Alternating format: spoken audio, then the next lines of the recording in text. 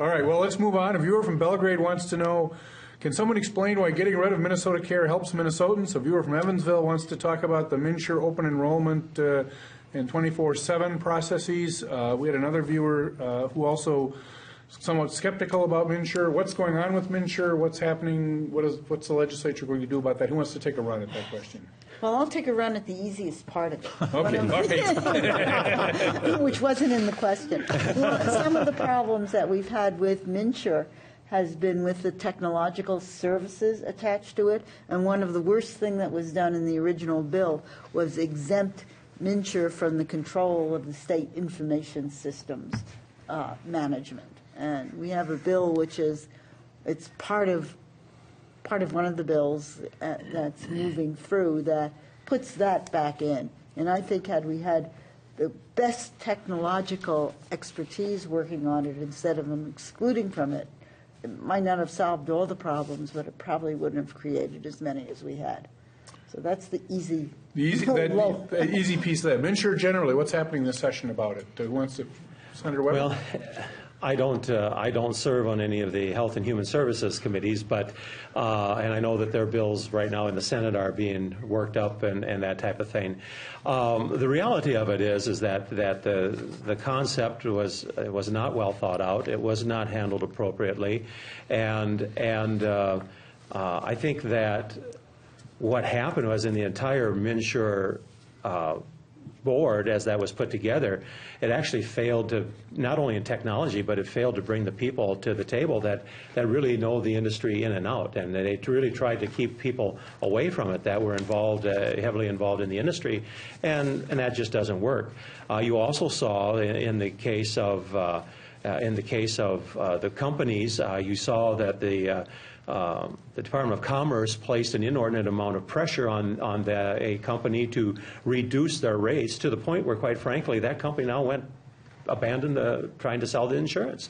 And somewhere along the line, you have to take the politics out of it and let things work as best you can in a good business model. And unfortunately, the state did not promote a good business model. And quite frankly, the Department of Commerce has to shoulder a good share of that responsibility. And there need to be some serious corrections made in that regard.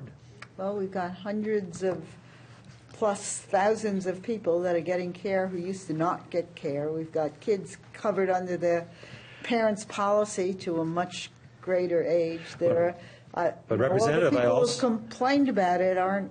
I also want to tell you that I've had so plenty much. of calls from people who, quite frankly, have went from the ranks of the insured to the uninsured because they cannot afford the new premiums that are out there.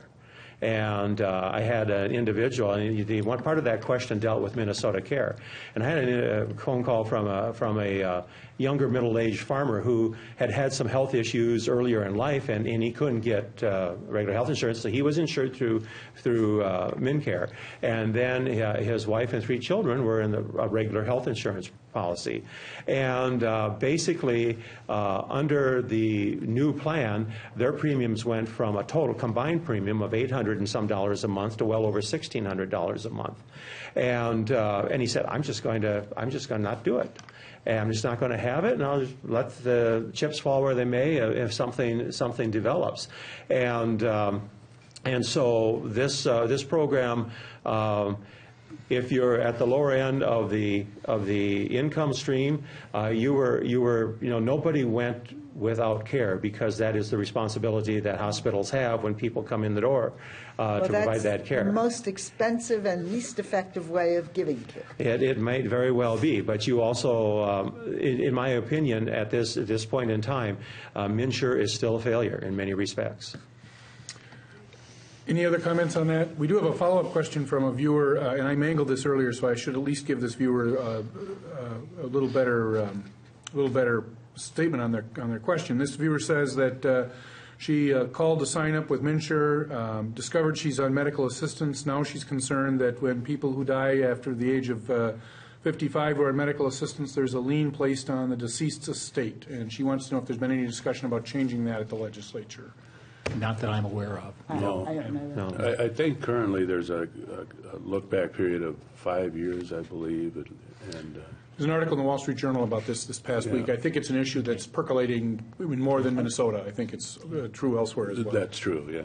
Well, we certainly want to take care of the people that need it in Minnesota, the young, the old, and some of these insurance health systems are expensive, and Minnesota needs to find a way to take care of our people and do it in the most efficient way possible.